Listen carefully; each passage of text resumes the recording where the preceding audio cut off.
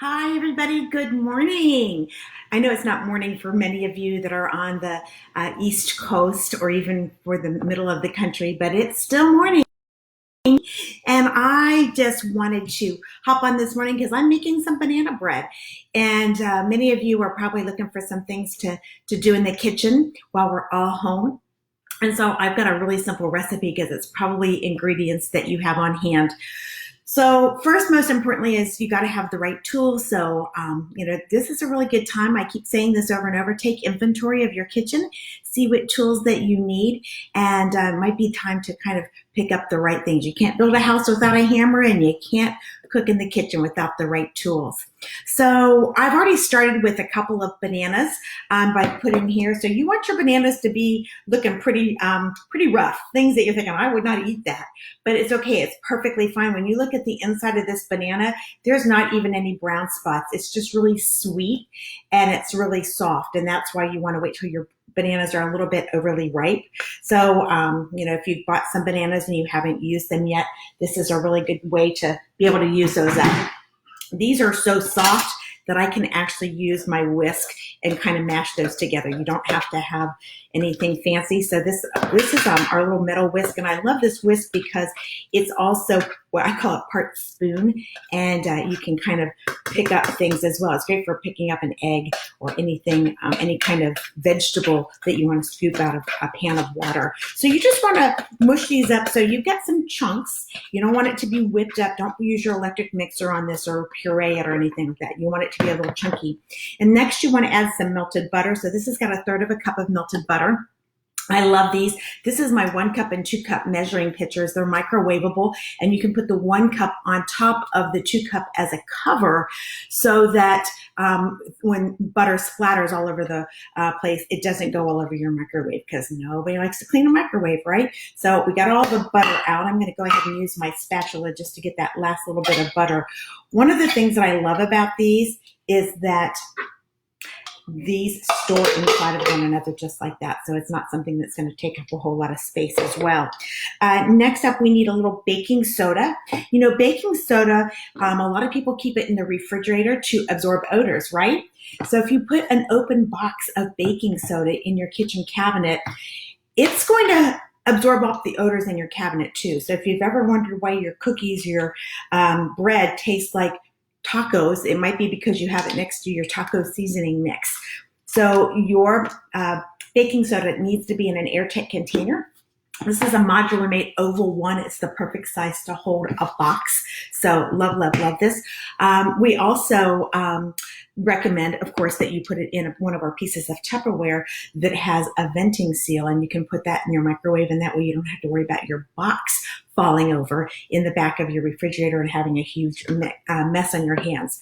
All right, so I've got a little bit of baking soda, a pinch of salt, just a pinch.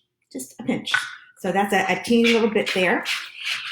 And then we're going to add 3/4 of a cup of sugar. So my sugar is in my modular made rectangle 2, which happens to stack, or not rectangle, I'm sorry, square 2, which happens to stack on top of my square 3.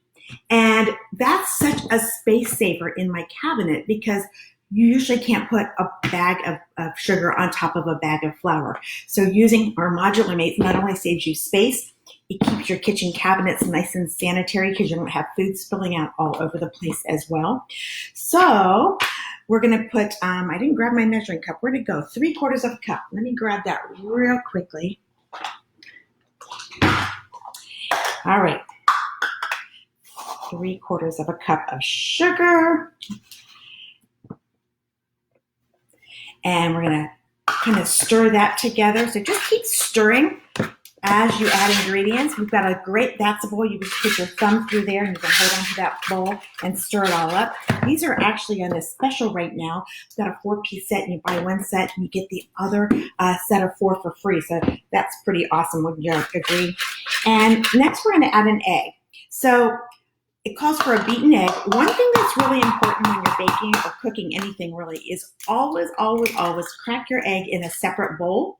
Don't add it to your mixture because what if you just happen to get a bad egg? I mean, it doesn't happen very often, right? I can only remember it happening maybe once or twice in my life, but you don't want to wreck this great mixture that you've got going on here. So you want to have some little bowls, and they're perfect for that. So that's nice and mixed up. Pour that right inside. Give it a little mix. Good to go. And next, we're going to add our flour. All right. Oh, we need a little vanilla first. So my vanilla extract comes from Mexico. It's in this ginormous bottle. So this is actually pure vanilla. All right. It's time for me to go back to Mexico when we can travel so I can get some more vanilla. And then we've got 1.5 cups of flour. And I'm going to slowly add that in. So I just keep my 1 cup measuring cup right inside of here. And that makes it really easy. There we go. Always be ready to measure.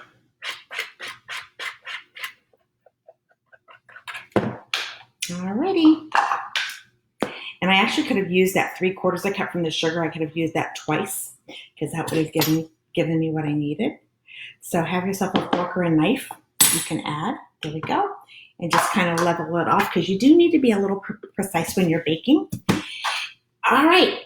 And believe it or not, those are the only ingredients that we're going to need. So we're just going to mix that all up until the flour is completely incorporated into my mixture. So it's just about ready. Last thing I'm going to do is I'm going to use our wonderful silicone spatula. Now, this silicone spatula is not something that I have to have right this minute because I'm not using anything that's going to stain or be hot. But that's one of the things I love about our silicone spatulas. They are stain resistant. So what that means is that you can use it in spaghetti, for example, or anything that's got tomato based. And you can also use that when you're cooking on top of the stove. I like to use this for scrambling eggs. All right, so you just want to make sure that all of your flour is incorporated. Scrape across the bottom. Make sure you don't have a little pocket of flour down there at the very bottom, a little surprise. And then I'm going to pour it into my loaf pan. This is from Tupperware. This is our Ultra Pro loaf pan, and this is designed for the microwave and a regular oven. And love these because I don't like glass in the kitchen.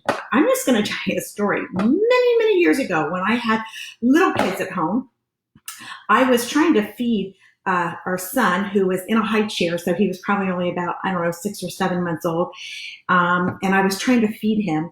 And my daughter was sitting in actually, I don't even think he was in a high chair. I think he was probably in a booster seat. That's not really important. But anyway, this was BT before Tupperware. And I had a jar, a big glass jar of Tropicana orange juice that I had bought at the store. And I picked it up out of the refrigerator and I went to shake it like this. And because of the condensation, it slipped out of my hand and it crashed to the floor. And my daughter started screaming. And I thought, oh, she's scared. And I said, it's okay, it's okay. And I continued on just doing what I needed to do. And she wouldn't stop screaming. And I went over and I looked at her and she was bleeding. You know what happened? Ricochet glass shot up and hit her. And she was bleeding. And guess what? She needed stitches. Isn't that something? So all because of glass in the kitchen. So that's why I'm not a fan of glass in the kitchen. And that was the beginning of my Tupperware journey, I think, because I decided then and there, no more glass in the kitchen for me. Now, I know a lot of you think, oh, glass is so much safer. It is not. Tupperware is not regular plastic. Tupperware is awesome, and it has none of the phthalates. It doesn't have BPA in it, so it's perfectly safe for you to use in your kitchen. So my banana bread is ready to go into the oven. This is going to bake at 350 degrees for 50 minutes. We're going to have to wait to taste this, so too bad you don't have smell-o-vision, but I'll post a picture of the final product before we're done. So if you got some leftover bananas, now's the time for you to make some banana bread, and it's also a great time for you to take inventory of the tools that you have in your kitchen. Bye, everybody.